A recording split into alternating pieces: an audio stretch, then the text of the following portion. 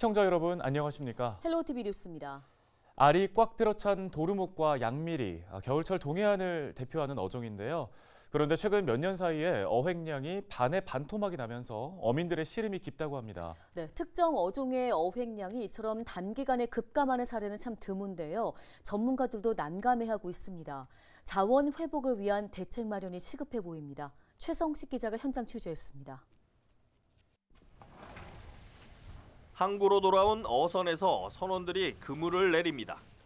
부두 한쪽에서는 그물에 걸린 양미리를 떼어내는 작업이 한창입니다. 지난달부터 조업이 본격화됐는데 올해는 어획량이 크게 줄었습니다.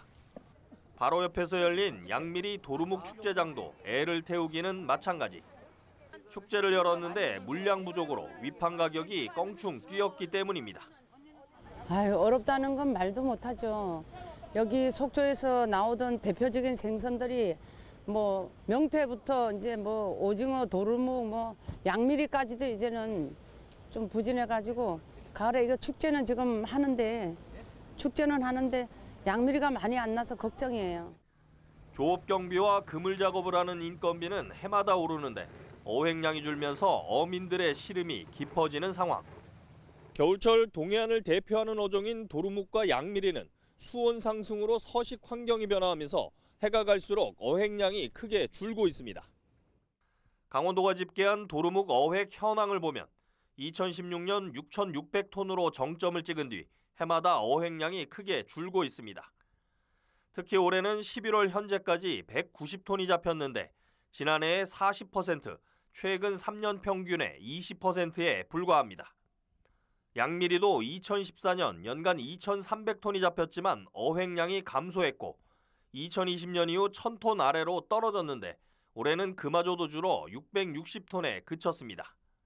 특히 자원회복 성공 사례로 꼽혔던 도루묵의 어획량이 급감한 것, 바다 생태계 변화뿐 아니라 무분별한 남획 등도 한몫하는 것으로 나타났습니다. 일부 지역에서는 갯바위나 방파제에 수십 개의 통발을 놓고 알을 가진 도루묵을 싹쓸이하는 상황입니다.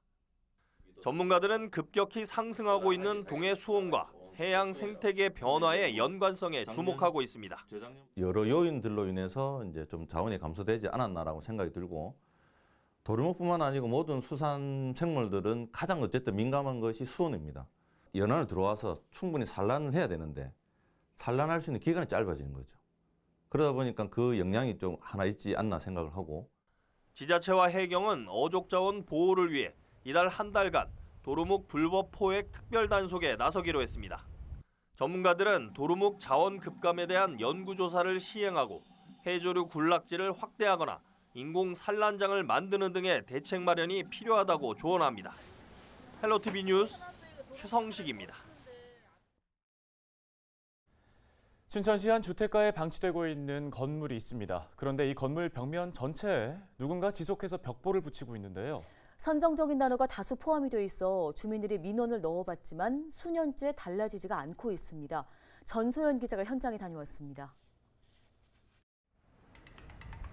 춘천의 한 주택가. 건물 벽면이 흰색 벽보로 뒤덮여 있습니다.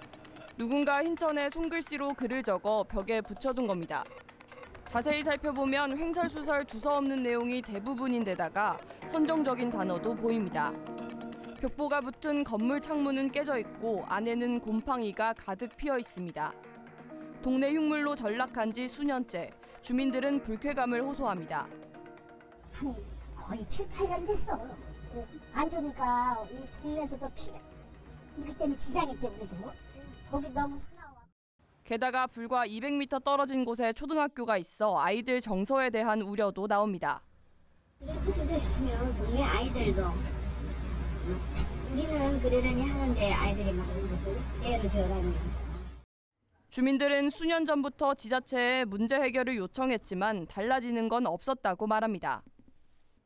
이거 어떻게 해결이 되지 않냐 이거. 동네 흉물인데 근데 안 돼요. 시에도 했어 내가 한번. 5동장이 동장부터 제가 다 결혼 못했어요. 지자체가 개인의 사유재산에 손을 댈 수 없다는 이유에서입니다.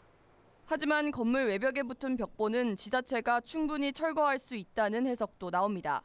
해당 벽보가 5개 광고물에 해당하기 때문입니다. 혐오 조장이나 혹은 뭐 청소년 유해 환경에 미친다라고 하면 5개 광고물법상 철거를 할 수가 있습니다. 춘천시는 취재가 시작되자 벽보 철거 의사를 밝혔습니다. 철거 가능한지 여부에 대해서 아예 검토가 안 됐던 것 같아요. 불법 광고물에 해당할 수 있기 때문에 저희가 확인을 해가지고 이제 철거를 하면. 다만 방치되고 있는 주택은 사유재산에 해당해 별도의 조치를 취할 수 없다고 밝혔습니다. 긴 세월 동안 주민들을 괴롭혀온 선정적인 벽보, 늦게나마 해결될 것으로 보입니다. 헬로티비 뉴스 전소연입니다. 다음 소식입니다. 내년도 강원도의 농업 관련 예산이 일부 대폭 삭감되면서 반발이 이어지고 있습니다. 강원도는 세수 감소에 따른 불가피한 조치라는 입장이지만 농업단체는 농민 죽이기라며 반발하고 있습니다. 정승환 기자가 보도해드립니다. 전국 농민의 총연맹 강원도연맹이 1일 강원도의 농업예산 증액을 촉구했습니다. 내년도 강원도 농업 관련 예산 규모는 5,304억 원, 올해 5,197억 원보다 107억 원 늘었습니다. 하지만 전농 강원도연맹은 농민들이 체감할 수 있는 농업 예산은 대폭 삭감됐다고 지적합니다. 강원도는 의회에 농업 예산안을 제출하면서 전년 대비 107억 원을 증액했다고 생색을 냈다. 하지만 실질적으로 도움을 주는 사업 예산은 축소 동결하였고, 강원도 예산안에 따르면 농기계 임대사업 지원 예산은 기존 6억 7,150만 원에서 1억 250만 원으로 84% 감액됐고 면세유 구입비도 30% 줄었습니다. 여성과 청년 농업인 지원을 위한 예산도 대폭 삭감됐습니다. 반면 첨단 스마트 농업단지 조성 예산은 올해보다 167배나 증액됐습니다. 이에 도의회 농림수산위원회는 농정국 예산심사에서 5개 사업 예산에 4억 3,500만 원을 증액도록 권고해 예산결산특별위원회로 넘겼습니다. 여성 농업인들 이 정착지원금 이런 거는 가미됐던 부분을 저희 위원회에서 증액을 시켰어요.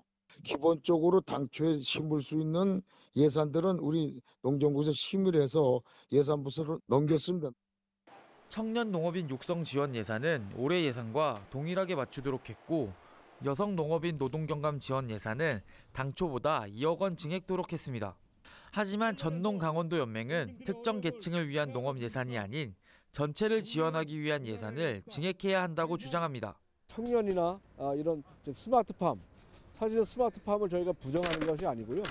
그것은 소수를 위한 예산이기 때문에 전체적으로 같이 혜택을 볼 수 있는 예산을 늘리라라고 하는 것이 저희들의 요구입니다. 내년도 강원도 예산안은 예결위 심사를 거쳐 오는 15일 본회의에서 최종 확정됩니다. 일부 반발이 지속되고 있는 가운데 예결위 심사는 오는 4일부터 시작됩니다. 헬로티비 뉴스 정승환입니다. 원주시가 가로등형 방범 블랙박스 보안 등 설치 사업을 통해 136대를 설치했습니다. 가로등형 방범 블랙박스 보안 등은 CCTV보다 설치 비용이 저렴하고 유지 관리도 수월하다는 장점이 있습니다. 또 CCTV가 없는 사각지대에 설치돼 범죄 발생 시 증거 확보의 역할과 함께 시민들의 불안감 해소와 범죄 억제 역할도 기대됩니다. 원주시는 내년에는 300대를 추가로 설치한다는 계획입니다.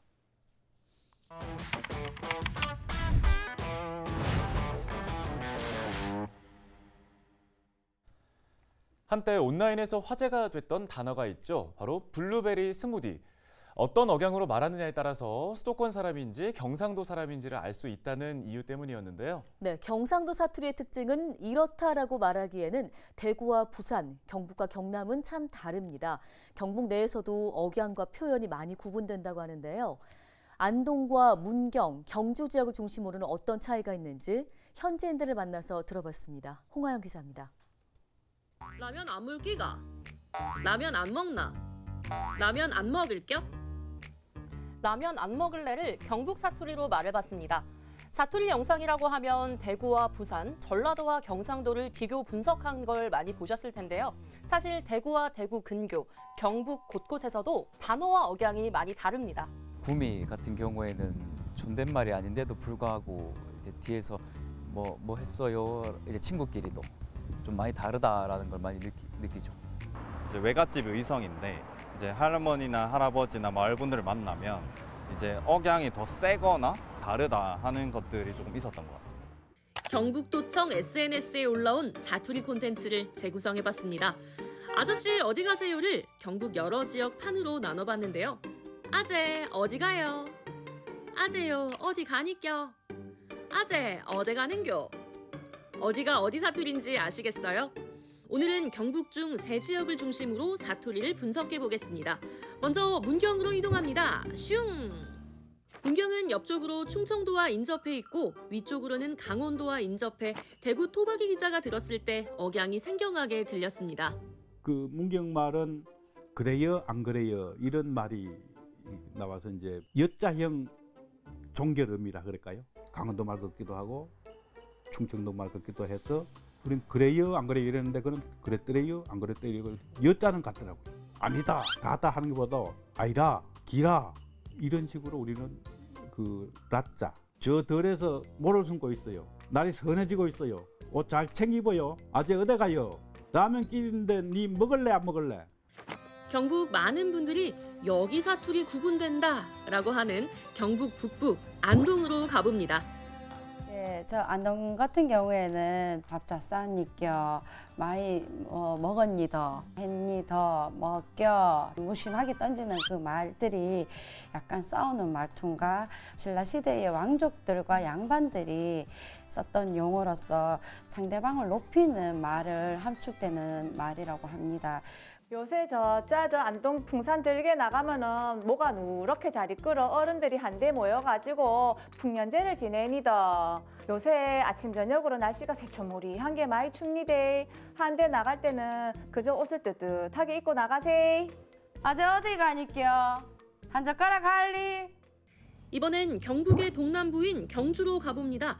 제가 살고 있는 대구와 억양이 비슷하다고 생각했는데 제대로 들어보니 경주 사투리도 대구와 구별되는 부분이 많았습니다. 경주 지역 같은 경우는 성조가 제일 특이하지 않을까.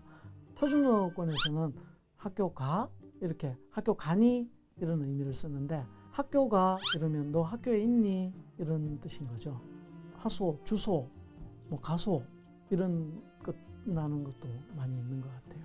오로 끝났으니까 반말은 아닌 거죠.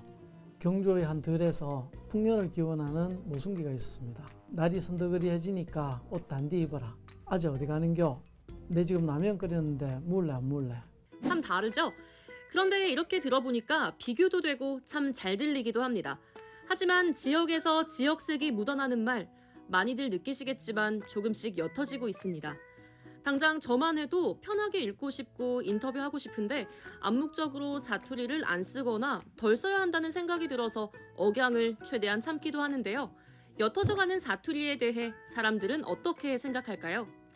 영상 매체를 접하다 보니까 모든 말들이 사투리보다는 표준어로 많이 듣고 학습하다 보니까 이제 그런 것들이 뭔가 지속되면서 이제 지역 사투리가 많이 무너지는 게 아닌가라는 생각도 들고 우리의 뭔가 전통에 했던 윗세대의 사투리를 많이 좀 잃지 않나라는 생각을 하고 있습니다. 사투리는 계속 가져가야 할까요? 자연스럽게 없어지거나 남아있는 것도 하나의 흐름의 하나지 않을까. 네, 그렇게 저는 그렇게 생각합니다. 시대의 변화에 따라 사람들이 쓰는 말도 분명 변하고 있습니다. 하지만 이의 이승과 이의 이승이 구분되는 경북 사투리. 억양과 단어만 듣고도 고향 사람이구나 알 수 있고 내가 고향에 왔구나 하는 푸근함을 주는 경북 사투리. 놓을 수 없을 것 같습니다.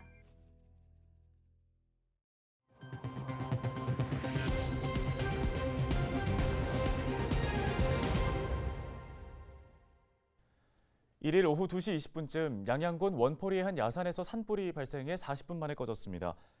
불이 나자 진화 헬기 등 장비 21대가 투입돼 진화에 나섰으며 피해 면적은 조사 중입니다. 산림당국은 최근 대기가 매우 건조하고 동해안을 중심으로 바람도 강해 불씨 관리에 각별한 주의를 기울여 줄 것을 당부했습니다.